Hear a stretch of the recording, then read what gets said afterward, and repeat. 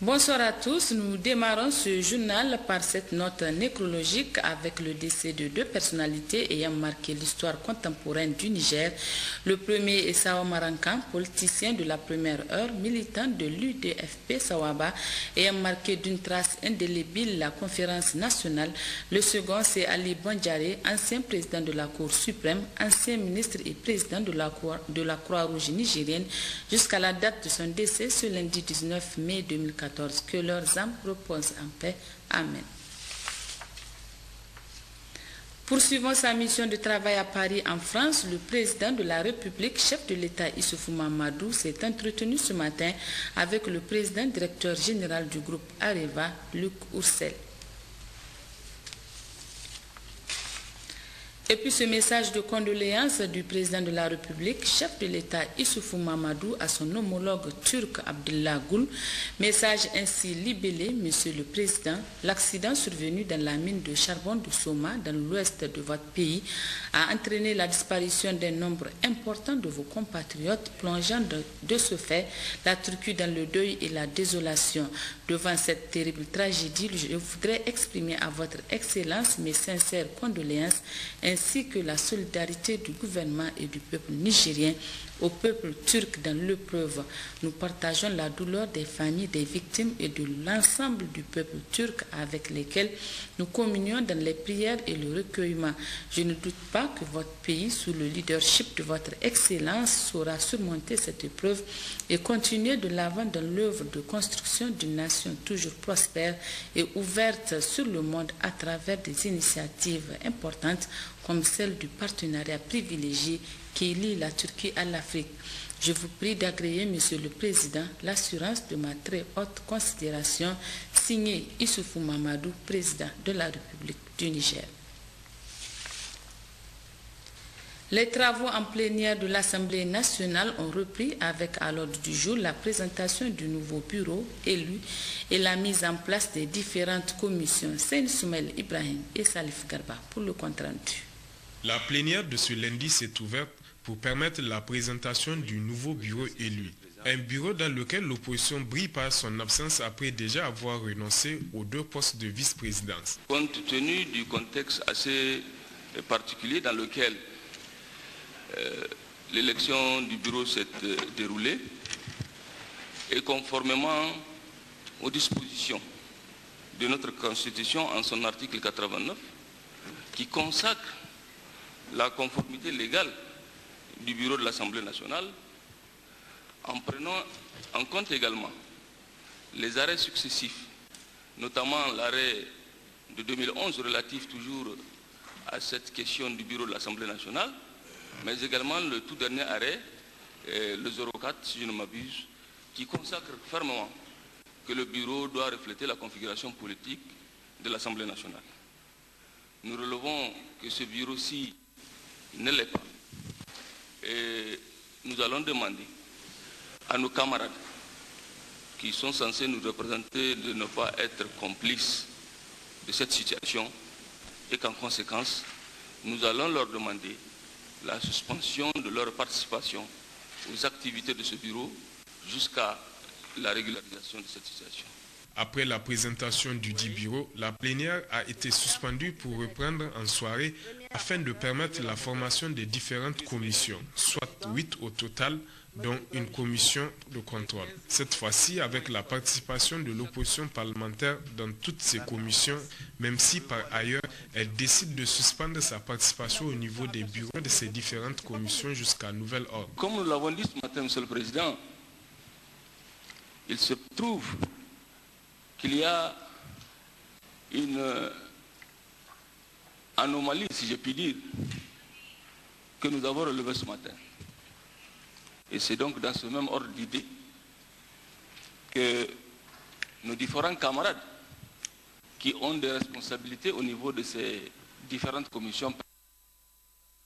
Prestation de serment ce matin à la cour d'appel, Hamma Hamadou est désormais membre du Conseil national de régulation des télécommunications et de la poste CNRTP.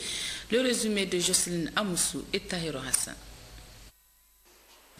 C'est par le décret du 27 mars 2014 que M. Hama Amadou a été nommé membre du Conseil national de régulation des télécommunications et de la poste, CNRTP. L'autre étape est la prestation de serment à laquelle il s'est prêté ce matin devant la cour d'appel.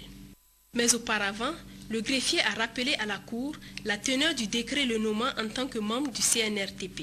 Article 1er. M. Hama Amadou est nommé membre du Conseil national de régulation des télécommunications et de la poste, au titre de membre désigné par le président de l'Assemblée nationale en remplacement de M. Boubacar Oldi, Oumarou, démissionnaire. Après cette formalité, c'est au procureur général Ibrahim Boubacar Zakaria de confirmer la prestation de serment reçue par Mme Askia Oumou-Diallo, président de cette séance. Donc la Cour donne acte au ministère public de ses réquisitions et à M. Hama Amadou de sa prestation de serment et le renvoie à l'exercice de ses fonctions et dit que de tout il sera dressé procès verbal. Pour le récipiendaire, cette cérémonie, bien que brève, est pleine de signification. Je remercie Dieu de m'avoir montré ce jour solennel de prestation de serment en vue de siéger au Conseil national de régulation des postes et des télécommunications.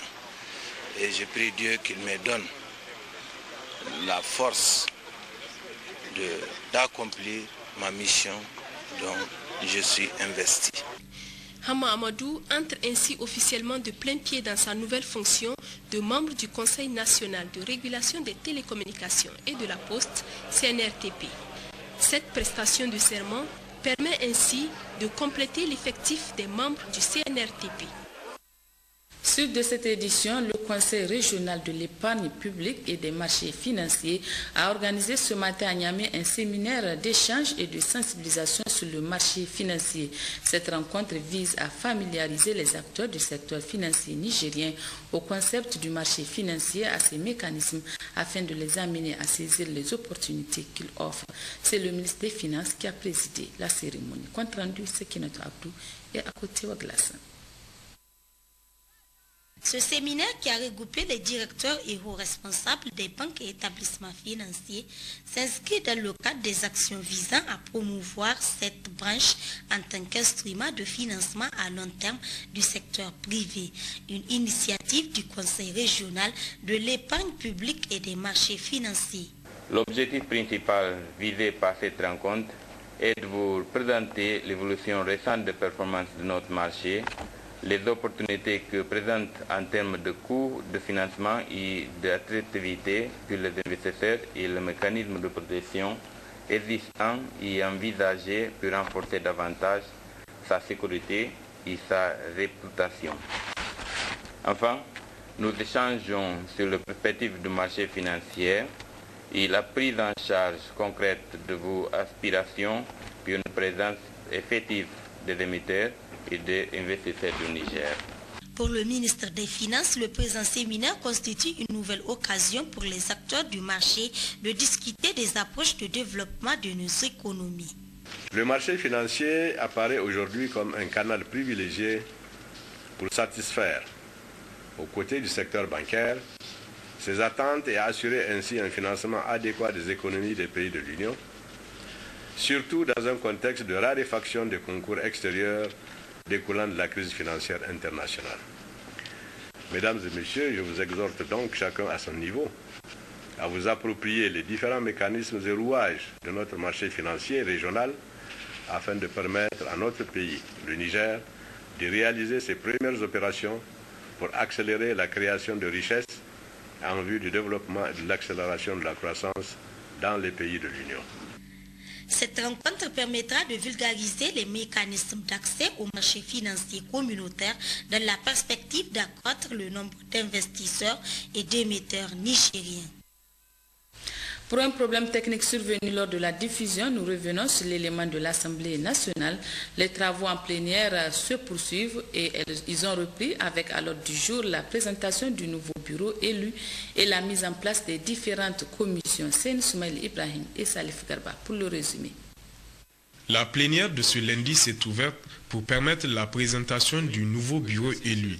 Un bureau dans lequel l'opposition brille par son absence après déjà avoir renoncé aux 2 postes de vice-présidence. Compte tenu du contexte assez particulier dans lequel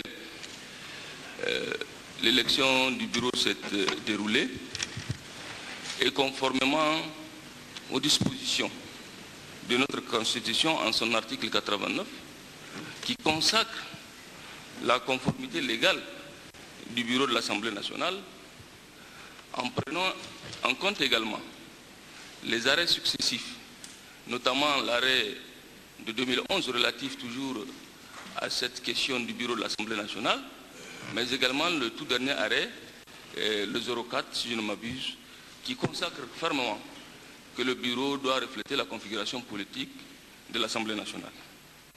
Nous relevons que ce bureau-ci ne l'est pas. Et nous allons demander à nos camarades qui sont censés nous représenter de ne pas être complices de cette situation et qu'en conséquence, nous allons leur demander la suspension de leur participation aux activités de ce bureau jusqu'à la régularisation de cette situation. Après la présentation du dit bureau, la plénière a été suspendue pour reprendre en soirée afin de permettre la formation des différentes commissions, soit 8 au total, dont une commission de contrôle. Cette fois-ci avec la participation de l'opposition parlementaire dans toutes ces commissions, même si par ailleurs elle décide de suspendre sa participation au niveau des bureaux de ces différentes commissions jusqu'à nouvel ordre. Comme nous l'avons dit ce matin, Monsieur le Président, il se trouve qu'il y a une anomalie, si je puis dire, que nous avons relevée ce matin. Et c'est donc dans ce même ordre d'idée que nos différents camarades qui ont des responsabilités au niveau de ces différentes commissions permanentes nous sauraient continuer, en tout cas, à assumer en toute aise ces responsabilités à eux attribuées par leurs camarades. Ils vont donc en conséquence suspendre leur cas, se décharger de ces responsabilités de manière temporaire jusqu'à ce que la même sagesse, le même esprit d'élévation qui a animé, en tout cas qui a commencé à animer nos amis, revienne pour qu'on puisse très rapidement régulariser la situation du bureau de l'Assemblée nationale. Cependant, sous réserve de quelques réajustements au niveau de certaines commissions pour que chacune ait au moins 15 membres, elles peuvent toutes fonctionner. Et dès demain, il est convoqué une réunion de présidents pour modifier le calendrier des travaux de cette première session ordinaire au titre de l'année 2014, dite session des lois, qui a déjà connu un blocage d'1 mois. Pour la plénière, elle reprendra également demain en soirée.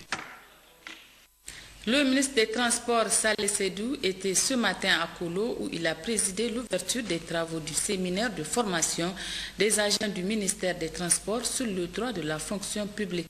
La cérémonie s'est déroulée à l'IPDR en présence du maire et du préfet de Kolo. Compte rendu, Baka Hajara et Issouf Suleiman. Cette rencontre est initiée par le ministère des Transports sur fonds propres du budget national pour un coût de plus de 13 millions de francs CFA.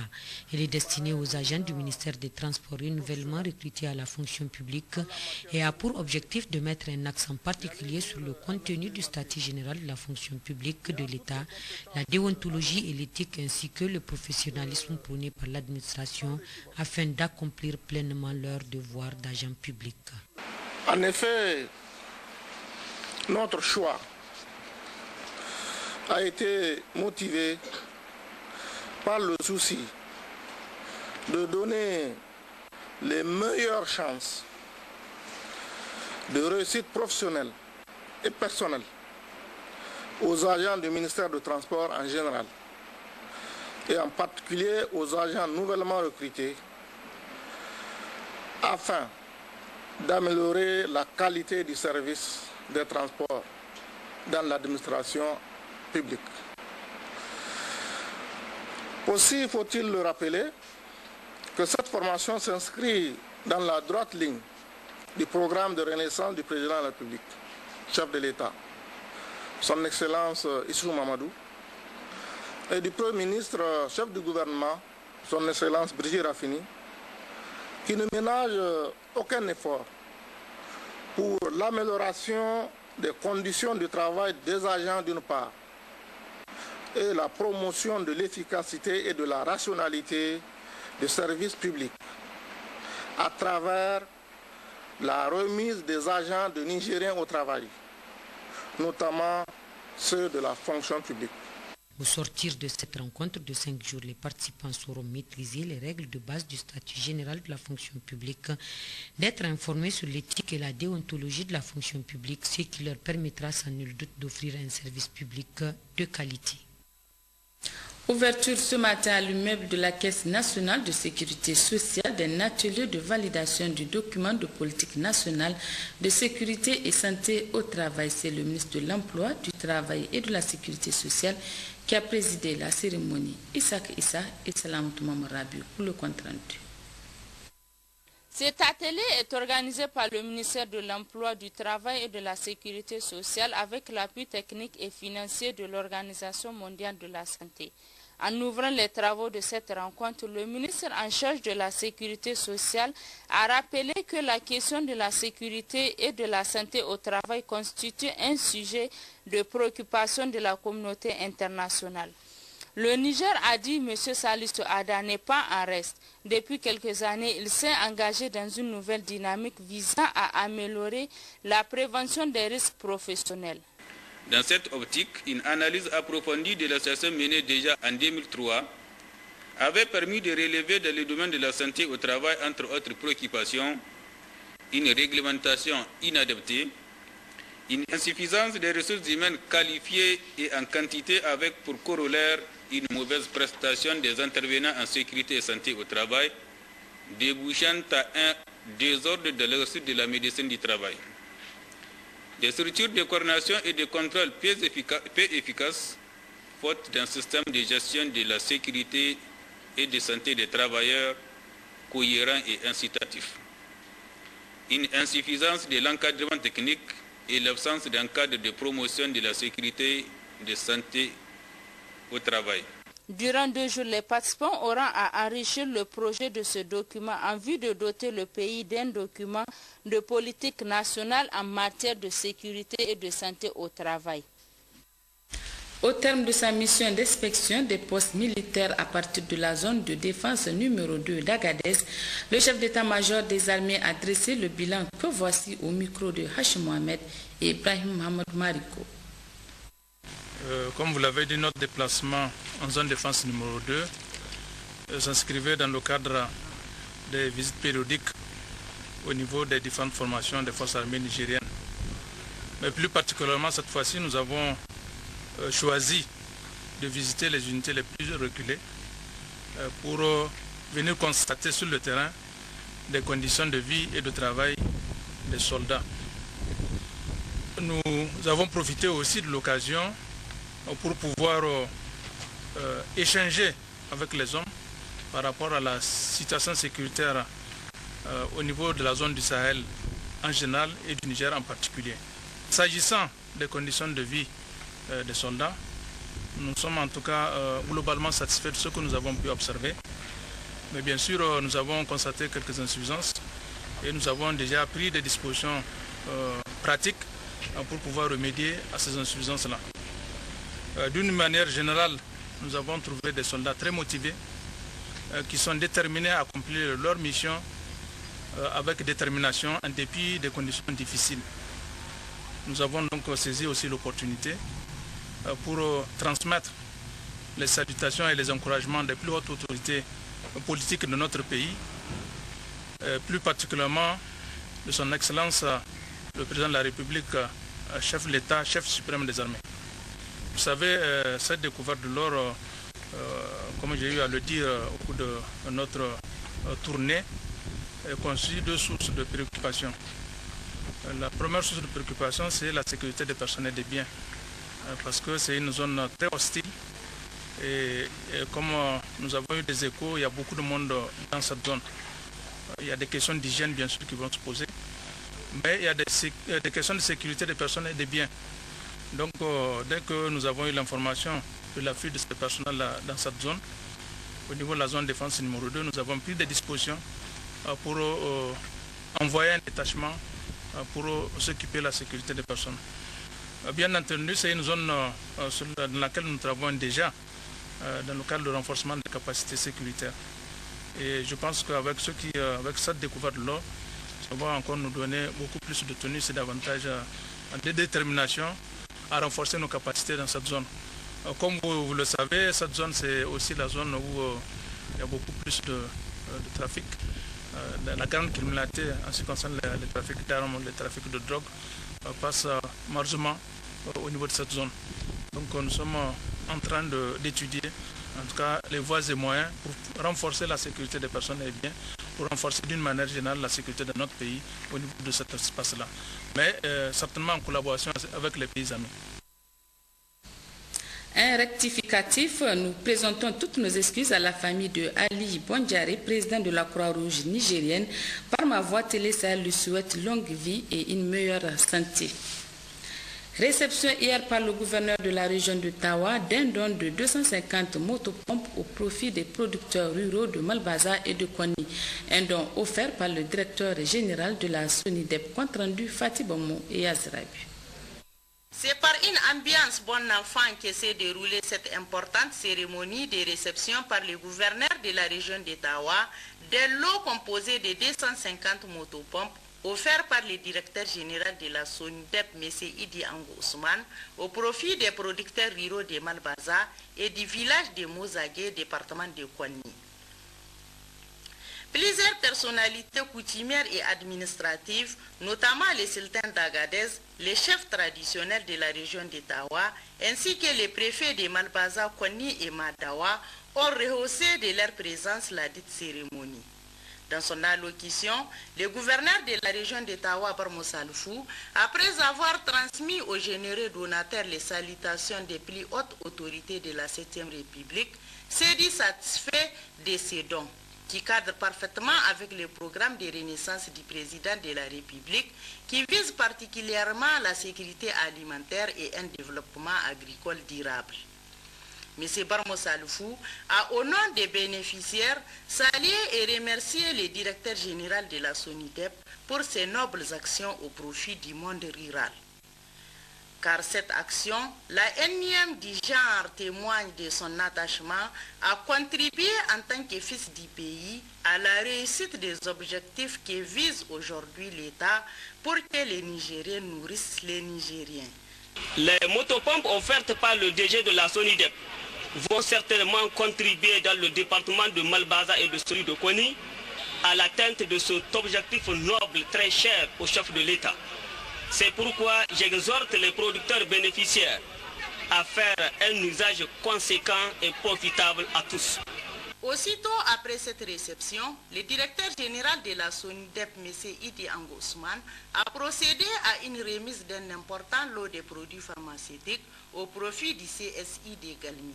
Cette œuvre noble et salutaire, de la part du directeur général de la SONIDEP, doit être soutenue et perpétuée par tous les Nigériens, soucieux du développement socio-économique de notre pays, tant prôné par les autorités de la 7e République.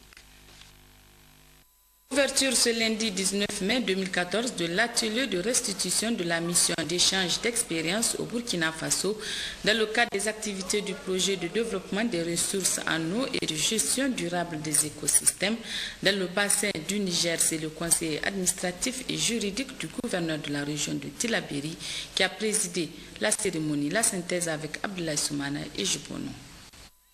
Organisé par le Bureau d'évaluation environnementale et des études d'impact avec l'appui financier de la Banque mondiale, cet atelier est consacré à la restitution, l'information et sensibilisation en évaluation environnementale et sociale des acteurs de mise en œuvre et de suivi du projet de développement des ressources en eau et de gestion durable des écosystèmes dans le bassin du Niger pour un suivi environnemental post-projet dans la région de Tillabéri.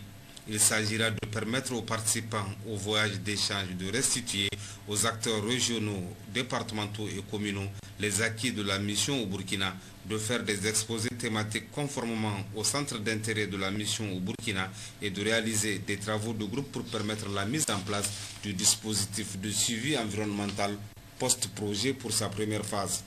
Au cours des 2 jours que dureront ces travaux, les participants suivront des présentations sur le barrage hydro-agricole de Samandeni au Burkina Faso, le suivi environnemental du périmètre hydro-agricole de Djambala, les dispositions du cadre de gestion environnementale et sociale du projet de développement des ressources en eau et de gestion durable des écosystèmes dans le bassin du Niger et le dispositif de suivi proposé pour le projet post-phase 1. En ouvrant les travaux, le conseil administratif et juridique du gouverneur de la région de Tillabéri a indiqué que ce projet a pour objectif d'améliorer la coordination régionale, le développement et la durabilité de la gestion des ressources en eau dans le bassin du Niger. Il s'inscrit, a poursuivi Ibro Nabazoa, dans le cadre du plan de développement économique et social PDS 2012-2015 et dans la nouvelle stratégie de partenariat de la Banque mondiale avec le Niger en cours de finalisation. Aussi, pour le conseil administratif et juridique du gouverneur de la région de Tillabéri, les actions de ce projet s'accordent avec le programme de renaissance du Niger du président de la République chef de l'État, Issouf Mohamedou, et cadre parfaitement avec l'initiative 3N, les Nigériens nourrissent les Nigériens. Lancement ce matin à Tawa des activités du cofinancement de l'Union européenne pour le programme d'appui à la décentralisation et à la bonne gouvernance et le programme d'appui à l'agriculture productive. C'est le secrétaire général de la région qui a présidé cette cérémonie de lancement en présence des représentants des bailleurs de fonds. Compte rendu Kader Sangaré et Lawal Sini.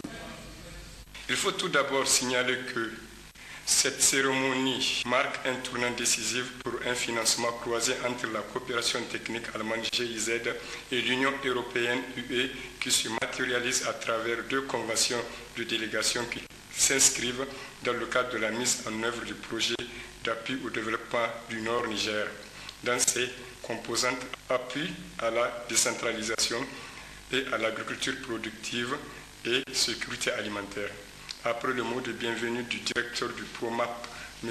Andreas Müller, le secrétaire général de la région de Tawa, M. Al-Farouk Efferen, a dans son discours de lancement indiqué que le programme d'appui à la décentralisation et à la bonne gouvernance PRODEC, financé par la coopération allemande au Niger, a pour objectif de contribuer à améliorer, dans le cadre de la réforme de la décentralisation, la participation de la population aux décisions communales et au processus du développement local, l'accès aux services publics et une administration efficace de proximité à travers des collectivités territoriales. M. Al-Farouk Effenen a relevé qu'au niveau de la région de Tawa, le PRODEC appuie 16 communes qui bénéficient déjà des actions de renforcement des capacités à travers des formations, l'informatisation de leur système de gestion de l'état civil, les audiences foraines, les sensibilisations des populations en matière d'état civil. M. Al-Farouk Efferen a saisi cette occasion pour adresser au nom du président de la République, son Excellence Elhadji Issou Mahamadou, et au nom du Premier ministre, son Excellence Birji Rafini, ses sincères remerciements à la coopération allemande au Niger et à l'Union européenne pour les efforts de l'amélioration des conditions de vie des populations de la région de Tawa. M. Andreas Müller, directeur du PROMAP, au sortir de cet atelier. Je retiens que cet atelier de lancement des activités, surtout l'intérêt porté par les représentants ayant discuté avec nous, on nous a demandé de soutenir des actions de développement basées sur un consensus des populations et des décideurs locaux et portées par leur initiative, finalement appuyées par nos activités de coopération. Le président de l'Union des coopératives maraîchères de Tamaské a animé hier un point de presse au niveau du comptoir douanier de Tamaské. Au centre de ce point de presse, la gestion du comptoir douanier.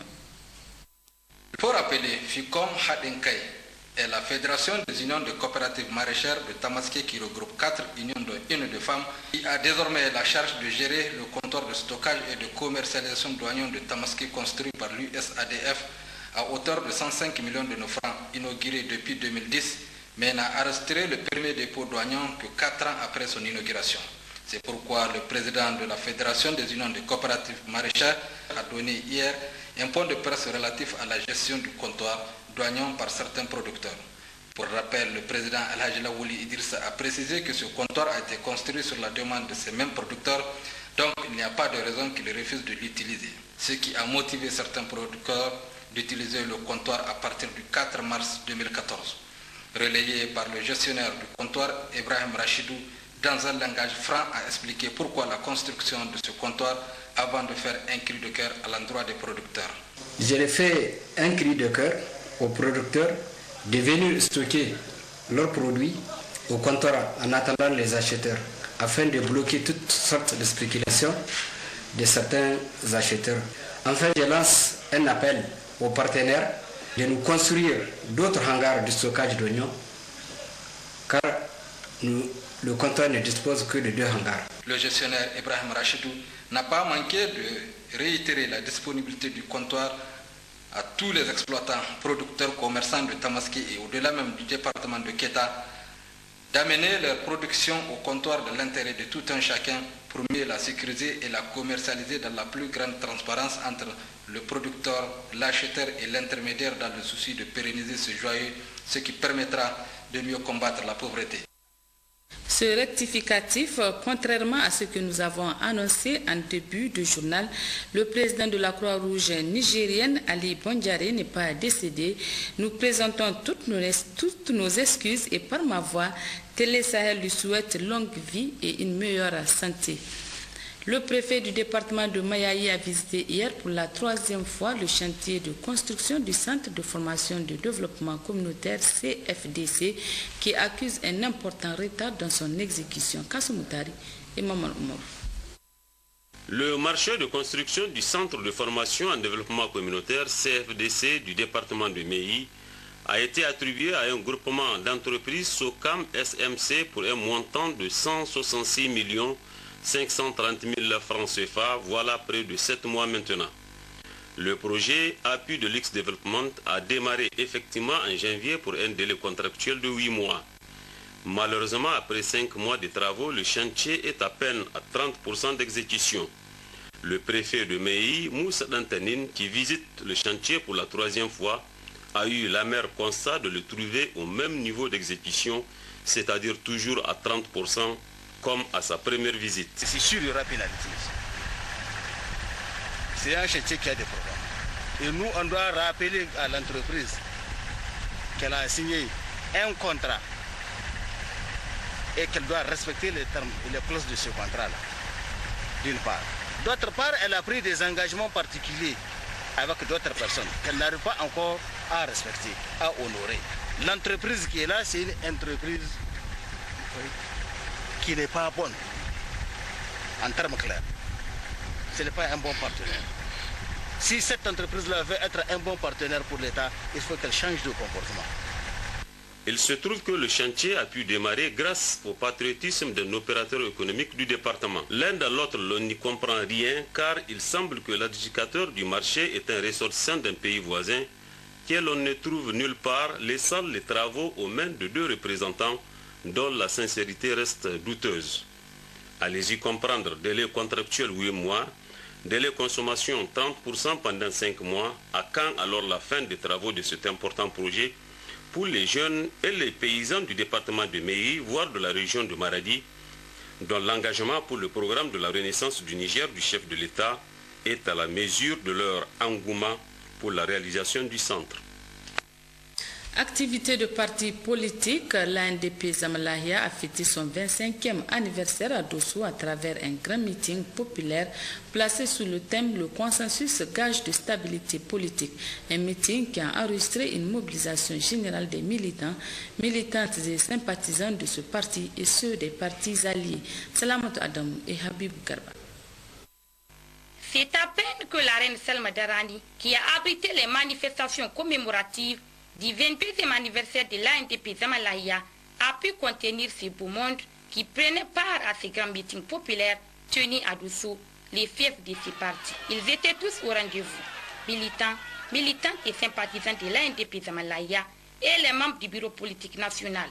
L'on note surtout la participation soutenue des leaders et membres des partis alliés, la présence remarquée des membres du gouvernement et la mobilisation effective de tous ceux qui partagent les idéaux de ces partis, que sont les consensus, la paix, la consolidation de l'unité nationale pour le progrès et la prospérité du Niger.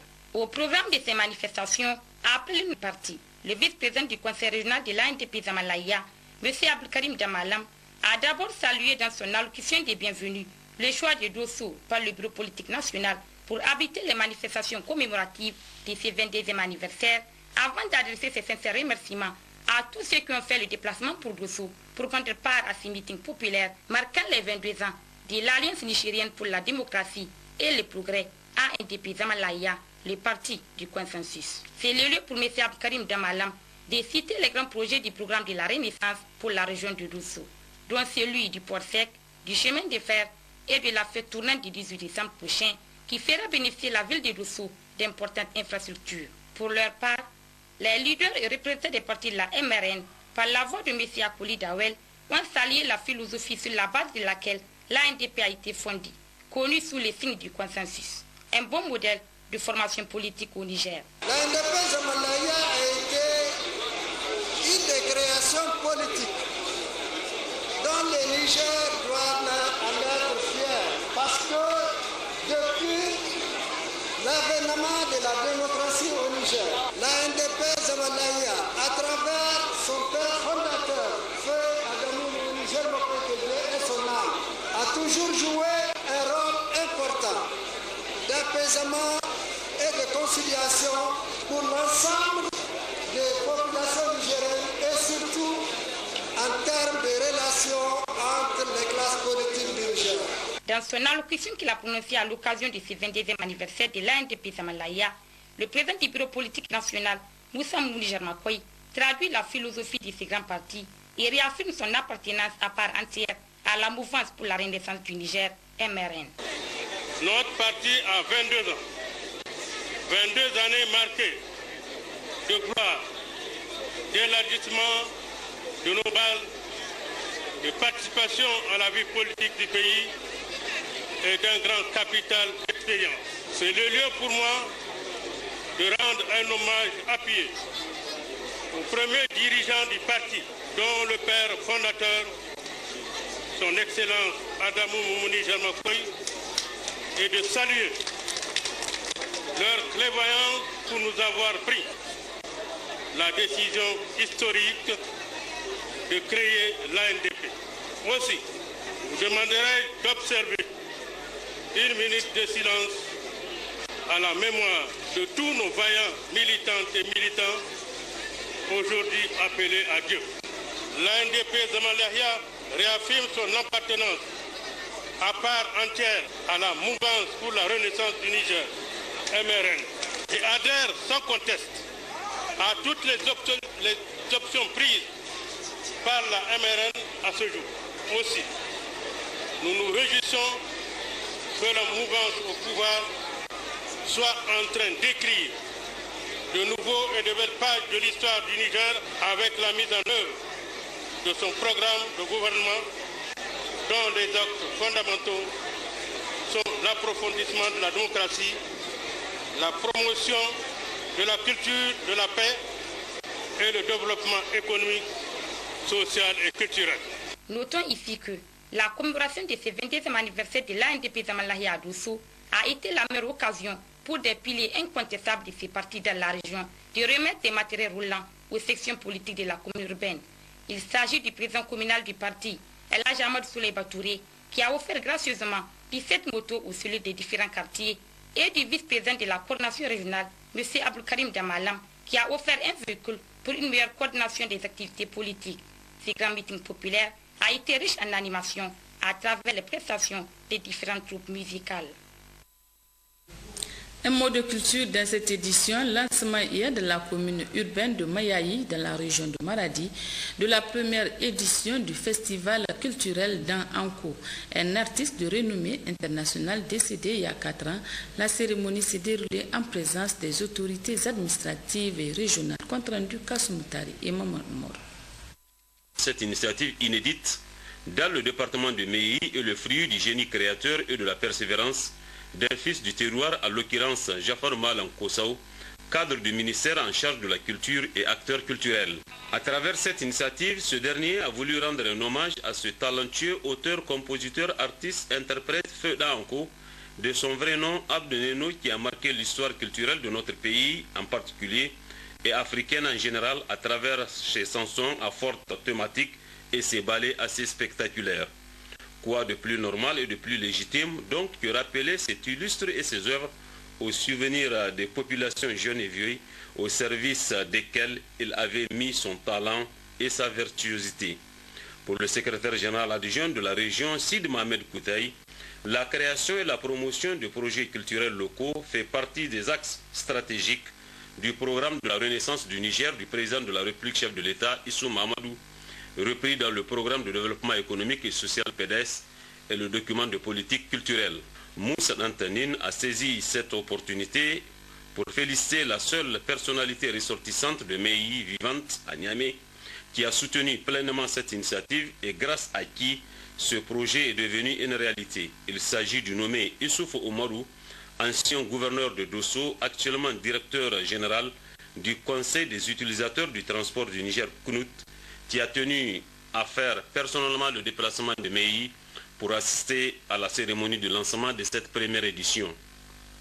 Les participants ont par la suite eu droit à une manifestation culturelle animée par plusieurs artistes de la région, dont entre autres la troupe Hadenkai de Maradi, la troupe Zabia Yado de Meyi, entre autres. L'occasion a été saisie pour présenter les anciennes cantatrices avec qui le défunt Anko animait des soirées culturelles. A noter qu'en marge de cette festivité, le directeur général du CNUT, Issou Oumarou, a fait un don des équipements sportifs aux différentes équipes de la commune urbaine de Meyi.